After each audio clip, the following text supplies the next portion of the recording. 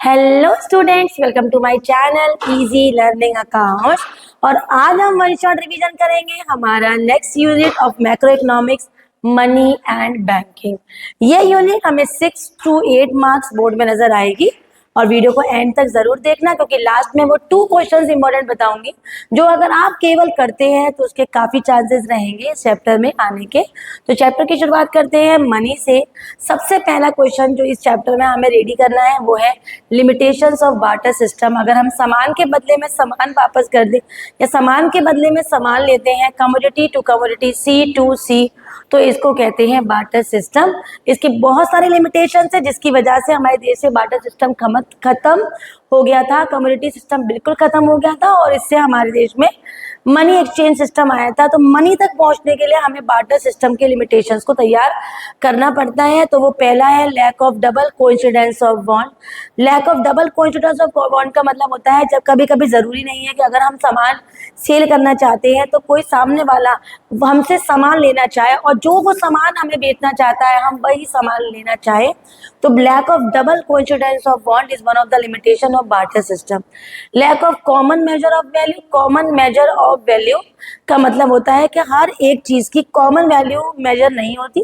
जैसे मैं गोल्ड का एक्सचेंज करना चाहूँ और सामने वाला अगर मुझे व्हीट एक्सचेंज में दे रहा है तो दोनों का कॉमन मेजर नहीं होता। Next is lack of standard deferred payment. हम बार्टर सिस्टम से फ्यूचरिस्टिक पेमेंट नहीं कर सकते, फ्यूचर में पेमेंट नहीं हो पाता, इसलिए ये भी एक लिमिटेशन है बार्टर सिस्टम का। Lack of store of value. हम बार्टर सिस्टम में एक कमोडिटी को दूसरी कमोडिटी के लिए स्टोर करके नहीं रख सकते, क्योंकि अगर मान लो फॉर एग्जांपल पेरिशेबल आइटम है, कोई ऐसा है, दूध दही है, हमें उसे एक्सचेंज करना है तो बदले में हमें तुरंत ही उसका एक्सचेंज चाहिए होगा, उसे हम फ्यूचर के लिए संभाल के नहीं रख सकते। आगे बढ़ जाते हैं। नेक्स्ट है हमारा मनी। तो मनी क्या होता है? Money is something which act as a medium of exchange, a common measure value, store of value, standard deferred payment. तो वो जो 4 चीजें लैक लैक लैक करके आपने पढ़ी, उसको सब लैक को हटाओ तो मनी की डेफिनेशन बन जाती है। नेक्स्ट है फंक्शंस ऑफ मनी। तो 2 फंक्शंस होते हैं मनी के, प्राइमरी और सेकेंडरी। 2 एम याद कर लीजिए, प्राइमरी के लिए medium of exchange, measure of value, और सेकेंडरी के लिए 2 एस तैयार कर लीजिए, standard deferred payment and store of value. Primary में बेटा मीडियम ऑफ एक्सचेंज, हम एक पैसा देकर कोई भी सामान खरीद सकते हैं, एक तो इसका ये फंक्शन होता है। दूसरा होता है हमारा मेजर ऑफ वैल्यू। कोई भी चीज खरीदेंगे तो हमें उसका पैसा पता होगा, हम वो पैसा पे करेंगे और वो चीज हमारे पास आ जाएगी, मतलब उसका एक कॉमन मेजर होता है। सेकेंडरी में आ गया, मतलब एक यूनिट होती है सेकेंडरी में, स्टैंडर्ड डिफर्ड पेमेंट। हम फ्यूचर में इसका पेमेंट कर सकते हैं किसी भी चीज का पैसों के थ्रू। और स्टोर ऑफ वैल्यू, हम पैसों को स्टोर करके भी रख सकते हैं, क्योंकि ये इसका एक इंपॉर्टेंट फंक्शन है। Medium of exchange, measure of value, store of value, standard deferred payment are the 4 features या फंक्शंस बोल लो, इसमें 2 प्राइमरी हो गए और 2 सेकेंडरी।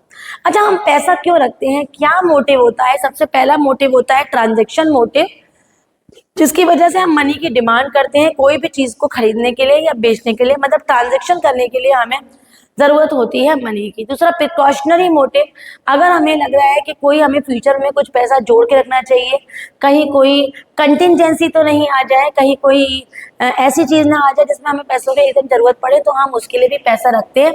तीसरा, money is something act as a medium of exchange, a store of value, a deferred payment and a common measure of value. तो same चीज जो अभी हमने लैक करके लिखी थी, बस वो मनी को डिफाइन कर देंगे।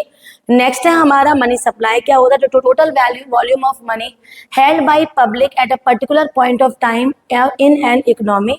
तो वो हमारी वॉल्यूम ऑफ मनी जो पब्लिक के पास होती है in a particular point of time in an economy is known as money. अब मनी के साथ, मनी सप्लाई के साथ 2 चीजें ऐड होके आती हैं, या तो मनी सप्लाई के कंपोनेंट्स या फिर measures of money supply.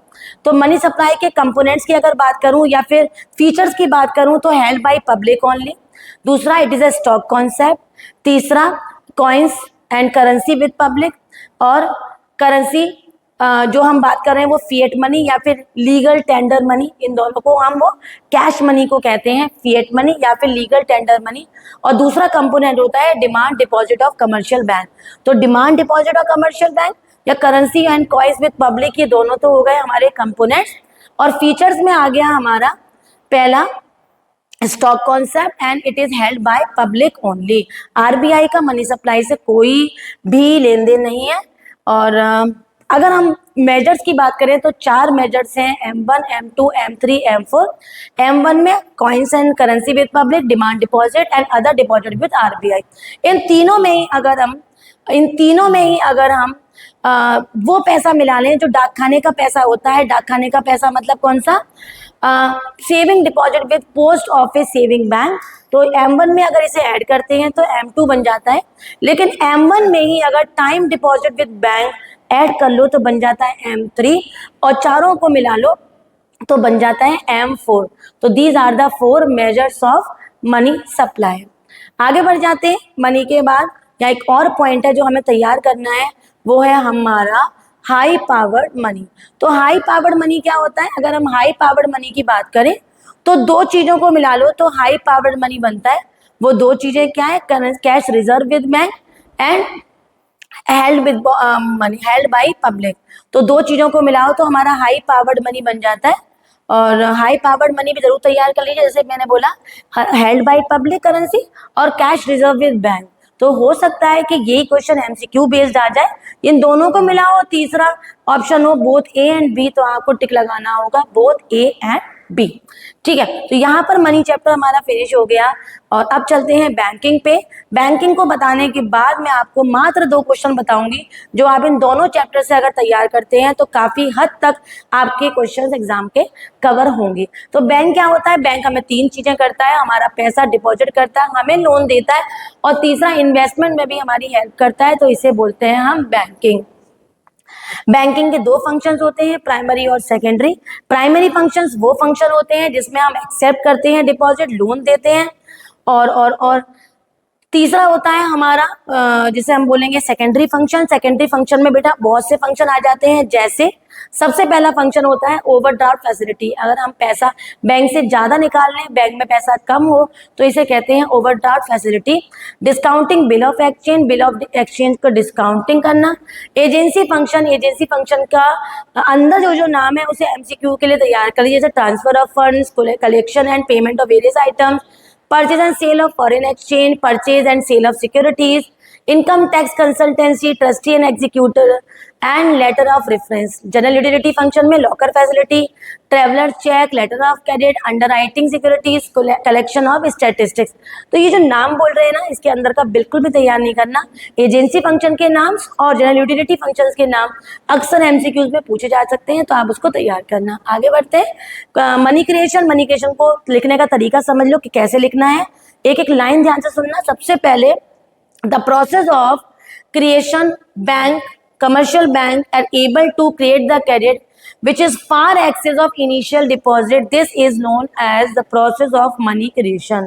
initial deposit या primary deposit से कई गुना जब पैसा मनी क्रिएट हो जाता है बैंक में, तो इसको कहते हैं प्रोसेस ऑफ मनी क्रिएशन। इसके जस्ट नीचे लिखेंगे it can be explain by the help of a table and explanation given below.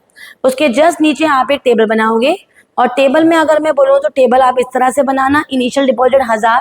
अगर एग्जाम में कोई हाइपोथेटिकल एग्जांपल सामने से नहीं गिवन है, खुद से लेने को बोल रहे हैं, तो आप 10% ले लेना CRR LRR, और लोन को 90% लगाना।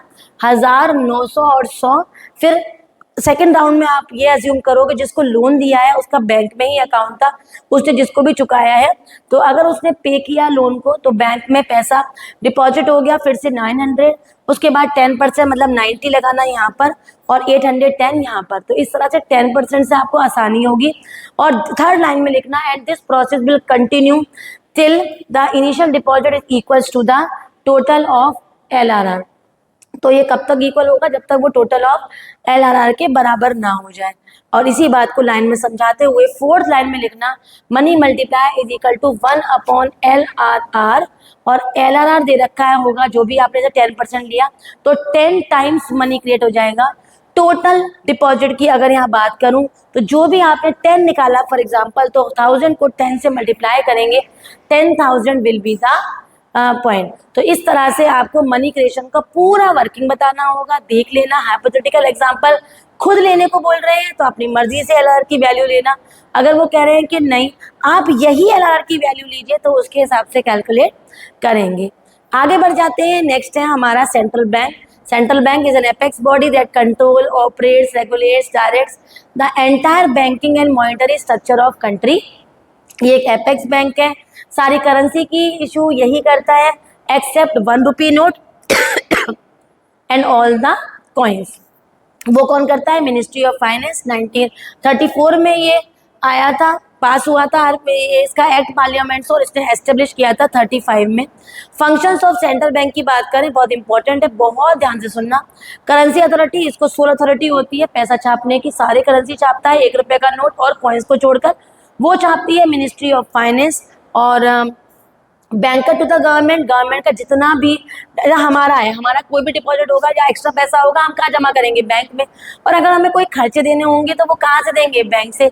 तो गवर्नमेंट के साथ भी यही है, गवर्नमेंट के जितने भी खर्चे होते हैं, चाहे वो डिफेंस के, चाहे वो सैलरी हो, चाहे किसी के वेजेस देने हो, वो सब आरबीआई से जाते हैं। और सर हमारी जो गवर्नमेंट जो भी कमाती है वो सारा कहाँ जाके डिपॉजिट हो जाता है? आरबीआई में। तो ये बैंकर टू द गवर्नमेंट, जैसे हमारे लिए कमर्शियल बैंक है ना, सेम ही बैंक के कमर्शियल बैंक के लिए आरबीआई है। Bankers bank and supervisor, bankers bank and supervisor की बात बोले तो बैंकर्स बैंक का मतलब होता है कि जैसे सभी बैंक को सुपरवाइज करना, कस्टडियन ऑफ कैश रिजर्व, जैसे हमारा पैसा बैंक अपने पास रखती है उसमें थोड़ा उठा के रिजर्व रख देती है, ऐसे बैंक का जो सरप्लस होता है जो आरबीआई के पास रखा होता है वो आरबीआई कस्टडी करती है उस पैसों की। दूसरा लेंडर ऑफ लास्ट रिजॉर्ट, कभी भी लास्ट में बैलेंस शीट इक्वल ना आए, कोई फाइनेंशियल रिक्वायरमेंट पूरा ना हो पा रहा तो उसको पूरा करने का काम भी हमारा आरबीआई करती है। क्लियरिंग हाउस, जब भी क्लियरेंस हो रही होती है तो बहुत ही कन्वीनियंटली कमर्शियल बैंक क्लियरिंग करती है with the help of the central bank. अगर एग्जाम में केवल 3 नंबर में एज अ सुपरवाइजर आ जाए तो central bank regulate, control the commercial bank, regulate the bank, licensing, branch expansion, liquidity of assets, management, merging, winding up, ये सारी चीजें हमारी सेंट्रल बैंक करती है। कंट्रोलर ऑफ मनी सप्लाई, सारे मनी सप्लाई को कंट्रोल करती है। इसके लिए दोनों मेजर तैयार करके जाइए, quantitative as well as qualitative. तो पहले हम क्या पढ़ रहे हैं? क्वांटिटेटिव। तो पहला है रेपो रेट, रीपर्चेज रेट भी कहते हैं, the rate at which the central bank provide money supply to the commercial bank for short term needs. Short term needs को मीट करने के लिए रेपो रेट कहते हैं इसको। बैंक रेट, अच्छा साथ साथ ये भी सुन लो कि मान लो अगर मार्केट में इन्फ्लेशन हो जाए या market supply, money supply increase हो जाए तो कैसे कंट्रोल करेंगे? रेपो रेट बढ़ा देगी। रेपो रेट बढ़ाने से क्या होगा? जब सेंट्रल बैंक रेपो रेट बढ़ाएगी तो उस रेट में कमर्शियल को रखना पड़ेगा, तो वो क्या करेगी? जो लोन है उस पर इंटरेस्ट रेट बढ़ाएगी। लोन पे इंटरेस्ट रेट बढ़ेगा तो लोग कम लोन लेंगे, और जब लोग कम लोन लेंगे तब क्या होगा? जब लोन कम लिया जाएगा तो लोगों के पास लिक्विड मनी कम होगा, तो मनी सप्लाई जो एक्सेस है वो कंट्रोल हो जाएगी। ठीक है। दूसरा है बैंक रेट, इसको डिस्काउंट रेट भी बोलते हैं, भूलना मत। A rate at which central bank provide money supply to the commercial bank for meeting the long term requirements या फिर नीड्स, इसको बोलेंगे हम बैंक रेट। और इसका भी यही है, अगर हमारे पास मनी सप्लाई बढ़ जाए तो बैंक रेट बढ़ जाएंगे। ठीक है, जिससे हमारे इस पे लिक्विड मनी, उस पे लोन पे असर पड़ेगा, इंटरेस्ट रेट बढ़ेंगे तो लोग कम लोन लेंगे, तो लिक्विड मनी लोगों के पास कम होगा, तो मनी सप्लाई कंट्रोल हो जाएगी। और बेटा अगर डिक्रीज हो रहा हो तो क्या करेंगे? इन रेट्स को डिक्रीज कर देंगे, रेपो रेट कम कर देंगे, बैंक रेट कम कर देंगे। तो इंक्रीज पे इंक्रीज आंसर लिखना, डिक्रीज पे डिक्रीज आंसर लिखना। रिवर्स रेपो रेट वो होता है जो सेंट्रल बैंक अपना सरप्लस, सेंट्रल कमर्शियल बैंक जो अपना सरप्लस सेंट्रल बैंक के पास रखवाती है तो उसे रिवर्स रेपो रेट कहते हैं। ओपन मार्केट ऑपरेशन, जब सेंट्रल बैंक सिक्योरिटी को खरीदती है और बेचती है, किन से? जनरल पब्लिक या फिर कमर्शियल बैंक, तो इसको बोलते हैं ओपन मार्केट ऑपरेशन। और ये हमारे 2 काम होते हैं यहाँ पर, सेल होती है सिक्योरिटी और परचेज होती है सिक्योरिटी। लीगल रिजर्व रिक्वायरमेंट, इसको वेरिएबल रिजर्व रेशो भी कहते हैं, और ये वो रेशो है जिसमें हमारी बैंक, जैसे हम हैं तो हम बैंक के पास जो पैसा रख रहे हैं उसका पैसे में कितना पैसा बैंक रिजर्व रखती है उसे कहते हैं स्टैट्यूटरी लिक्विडिटी रेशो। और जो हम कमर्शियल बैंक का पैसा है उसमें से कितना पैसा वो रिजर्व रख रही है, किस सरप्लस रख रही है अपना कमर्शियल बैंक के पास, तो उस रेशो को बोलते हैं सीआरआर, कैश रिजर्व रेशो। और दोनों किसके अंदर पड़ रहे हैं? हम लीगल रिजर्व रिक्वायरमेंट। अब आगे बेटा हम क्वालिटेटिव मेजर, उसमें पहला है मार्जिन रिक्वायरमेंट। अगर हमारा मार्जिन रिक्वायरमेंट है। मार्जिन रिक्वायरमेंट होता क्या है पहले वो समझो। जैसे फॉर एग्जांपल मैंने बैंक के पास अपनी एक प्रॉपर्टी कोलेटरल में रखवाई 5 लाख की, बैंक ने मुझे 4 लाख का लोन दिया, दैट मीन्स बैंक का 10% लीगल रिजर्व रेशियो है, उसने 5 लाख का 10% करा, 20% सॉरी 20% मार्जिन रिक्वायरमेंट है, तो 20% 1 लाख, उसने हमको 4 लाख का लोन दे दिया। तो जो हम जो सिक्योरिटी रख रहे हैं और बैंक से हमें कितने का लोन मिल रहा है, इसको कहते हैं मार्जिन रिक्वायरमेंट। इस डिफरेंस को कहते हैं मार्जिन रिक्वायरमेंट। अगर मार्केट में मनी सप्लाई बढ़ जाए तो मार्जिन रिक्वायरमेंट बढ़ा देंगे, और अगर घट जाए तो मार्जिन रिक्वायरमेंट घटा देंगे। ठीक है। मॉरल सॉल्यूशन, जब परसुएशन से मतलब प्यार से धमकाना समझ लो, परसुएशन से प्रेशराइज करना किसका, सेंट्रल बैंक का, किसको, कमर्शियल बैंक को, ताकि वो उन्हीं के रूल्स फॉलो करे, तो इसे कहते हैं मॉरल सॉल्यूशन। और सिलेक्टिव क्रेडिट कंट्रोल, जब हमारी सेंट्रल बैंक सिलेक्टिव एरिया में क्रेडिट देने के लिए कहती है कि इस एरिया में दोगे, इतना ही लोन दोगे, पुअर लोगों को ही देना है या रिच लोगों को ही देना है, तो उसे बोल देंगे सिलेक्टिव क्रेडिट कंट्रोल। ये पॉजिटिव होता है जब गरीबों को लोन देने की बात आए, और ये नेगेटिव होता है जब पुअर लोगों, रिच लोगों को लोन देने की बात आती है। तो ये हो गए बेटा हमारे दोनों क्वालिटेटिव और qualitative instruments of money supply.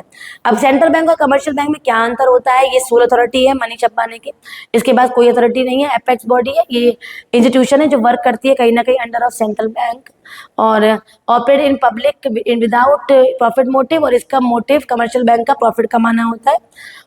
Does not deal directly with public, directly deal नहीं करती है सेंट्रल बैंक, लेकिन ये डायरेक्टली पब्लिक के साथ कमर्शियल बैंक डील करती है। अब आगे बच्चों वो 2 क्वेश्चन जो आपने मनी एंड बैंकिंग में अगर करते हैं तो आपके काफी हद तक पेपर कवर होगा। सबसे सबसे सबसे पहले रेडी करो सेंट्रल बैंक के सारे फंक्शंस, बहुत इंपॉर्टेंट है।